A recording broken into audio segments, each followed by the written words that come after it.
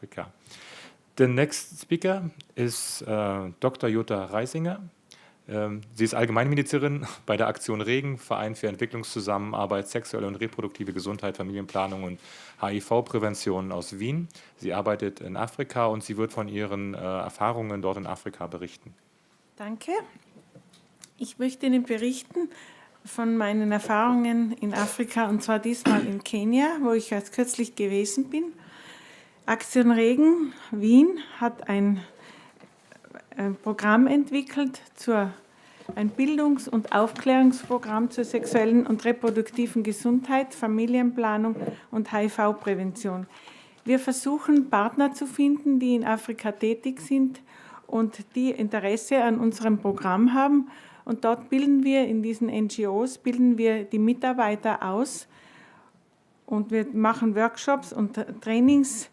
Und die Mitarbeiter der NGOs, es sind auch Lehrer dabei, Sozialarbeiter und Jugendbetreuer, die gehen dann hinaus in ihren Arbeitsplatz und versuchen das Wissen an die Jugend, an die Community und in die Community. Die gehen auch von Haus zu Haus und sprechen in Schulen, Gesundheitszentren und in der Community. Das Motto unseres Bildungsprogramms ist Wissen als Chance, Giving Information, Education and Motivation. Was hat Male Circumcision to do with our topics? Sexuelle Gesundheit. Lange Zeit haben wir uns nur für Female Genital Mutilation eingesetzt, aber bei unserem letzten Besuch ist uns aufgefallen, wie wichtig auch das Thema Male Circumcision ist. Und bei einem Besuch in einem Health Center, wo wir zuständig sind, habe ich gesehen, wie so eine Aktion abläuft, und das hat auch mich nachdenklich gemacht. Sie sehen zwei unserer Mitarbeiterinnen, die jetzt über Familienplanung sprechen, aber der nächste Punkt wird eben sein Male Circumcision.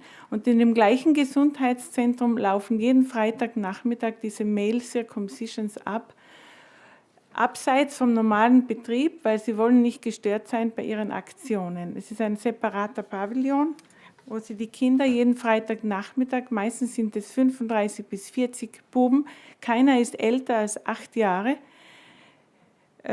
die kommen mit einem Matatu und werden dort von 3 Medical Officers, Surgeons genannt, einer Koordinatorin und medizinischen Hilfspersonal in Empfang genommen und zur Operation geführt. Dieser Pavillon ist ausgerüstet gut mit einem OP-Bereich. Wie gesagt, die Buben sind nicht älter als 8 Jahre und werden hierher gebracht. Wie wurden die Kinder rekrutiert? Ich habe nachgefragt und bin in die Schule gegangen. Die Kinder wurden schon in der Schule, in ihrer Klasse, von sogenannten Mobilizers eingeladen, an der Aktion teilzunehmen, welche aus Gesundheitsgründen notwendig sei. Dazu bedurfte es lediglich der Zustimmung des Schuldirektors. Die Eltern wurden in diesem Fall, den ich gesehen habe, nicht gefragt. Eine unserer Mitarbeiterinnen, eine Lehrerin in der Grundschule, konnte im letzten Moment noch ihren eigenen Sohn retten. Mit dem Argument, dann bist du sauber, bist du vor HIV/AIDS geschützt, dann gehörst du dazu, so werden die Kinder gedrängt, der Einladung zu folgen. Der Gruppendruck ist groß, sie werden dafür mit einem Soda und 2 Unterhöschen belohnt. In der Region Kisumu, wo dieses Gesundheitszentrum ist, leben die Luos, welche traditionell ihre Kinder nicht beschneiden. Vielleicht ist das auch ein Grund, warum man hier die Eltern einfach übergangen hat. Beschneidung sei ein Schutz vor HIV/AIDS und mit dieser Information ist ein 8-jähriges Kind überfordert. Es kann nicht erkennen, welchen Vorteil die Beschneidung für seine Gesundheit haben soll. Bei einem folgenden Besuch eben in diesem Gesundheitszentrum musste ich miterleben, wie Kinder plötzlich Angst bekommen, die Panik bekommen, nach Hause wollten. Sobald sie die Schreie der anderen hörten, die bereits auf dem OP-Tisch lagen oder weinend herauskamen. Sie wurden von einer Helferin übelst beschimpft und sogar mit Schlägen eingeschüchtert. Voluntary Male Circumcision, frage ich mich, wo ist hier die Freiwilligkeit? Nächstes Bild. Die Kampagnen, die ich fotografiert habe, die Plakate, die man sieht immer glückliche Erwachsene. Jedoch meine Beobachtungen, da handelt es sich immer um Kinder. Nächstes Bild bitte. Verzweiflung. Wenn die Kinder im Gesundheitscenter ankommen, sind sie noch in freudiger Erwartung. Solange sie im Korridor anstehen, ist es noch ruhig. Jedoch hier sehen Sie das Weinen, die Verzweiflung und die Enttäuschung. Und ich bin zufällig dazugekommen und habe versucht, die Kinder zu trösten und ihnen zu erklären, dass ich auf der anderen Seite der Sache stehe. Ein kurzes Video, einer unserer Mitarbeiter interviewt. Working in Nairobi, and then they are staying here with the mother. So the mother advised him to come for circumcision.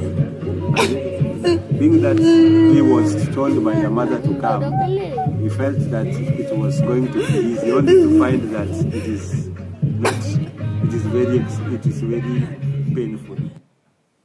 Der Vater sei in Nairobi, die Mutter habe ihm nichts gesagt, was passiert. Jetzt ist es gemacht und es tut furchtbar weh. Er konnte sich nicht einmal die Hose zumachen und er war verzweifelt. Solche Schmerzen hat er gehabt. Bitte? Man sieht das tiefe Misstrauen im Gesicht dieses Buben. Er ist noch einmal davongekommen wegen einer kleinen lokalen Infektion. An seinem Penis wurde er auf den nächsten Termin verschoben. Er hat uns gesagt, er möchte nicht wiederkommen, wir sollen ihm helfen. Auf meine Frage an die Koordinatorin, warum man die Beschneidung nicht überhaupt später machen könne, wenn die Kinder älter sind, antwortet sie mir, es gäbe dann so viele Kinder, die ablehnen.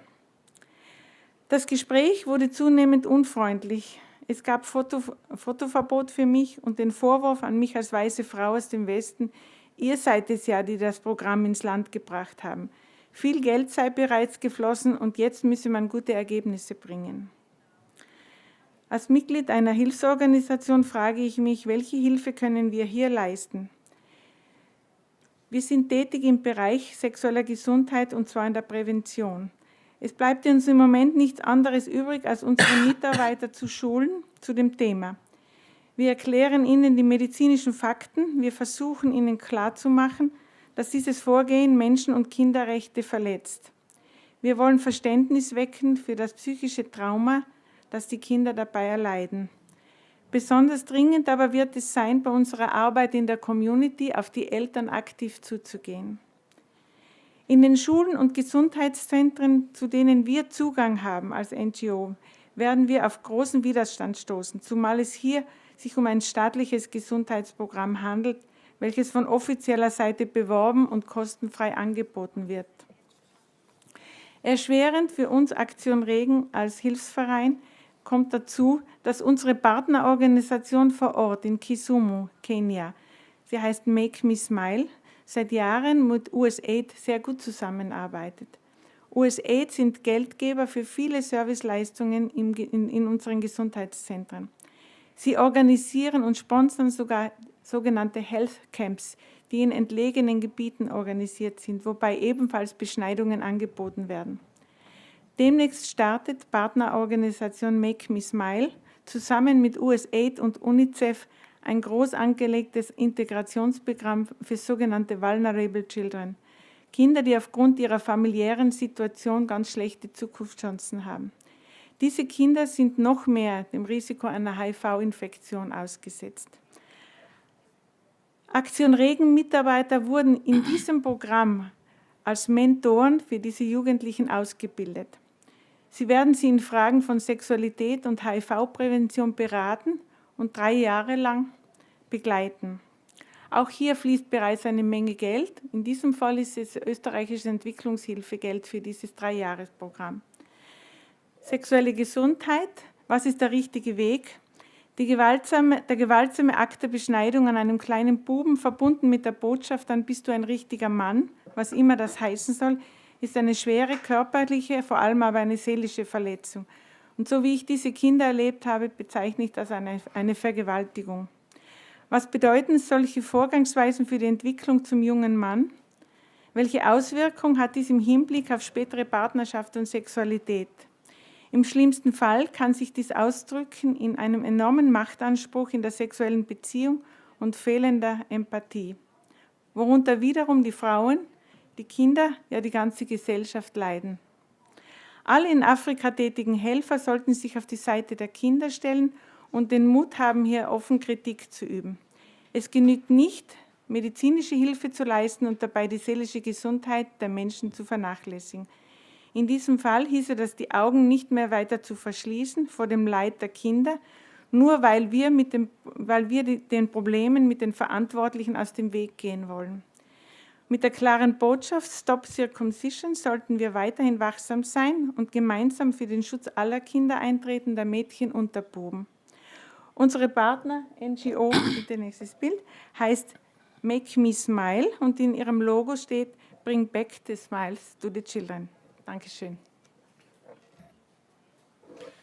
Ja, danke Jutta für deine Arbeit und auch für die Mühe, die du auf dich genommen hast, um hier sprechen